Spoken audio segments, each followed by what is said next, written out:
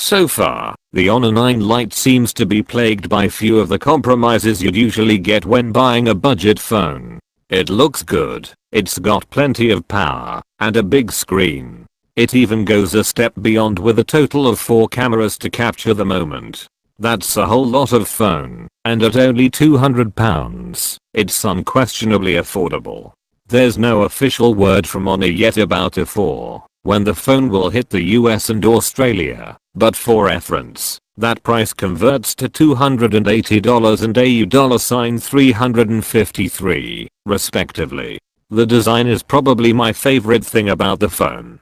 Its deep blue color is a signature hue of almost all of Honor's phones, but it sets it apart from the typical gray or black phones you'll often find at this price.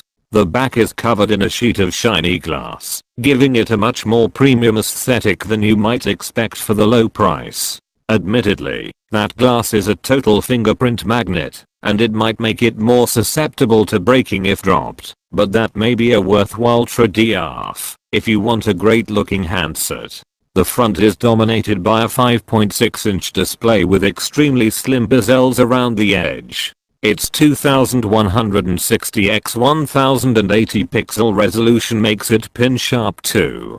I spent a few days with the Honor 9 Lite and was able to run CNET's usual battery of performance benchmark tests. In those results, it performed well, beating many similarly priced phones, such as the Nokia 6. As you'd expect, it's not a match for premium phones like the Galaxy S8 or, indeed, Huawei's own Mate 10 Pro.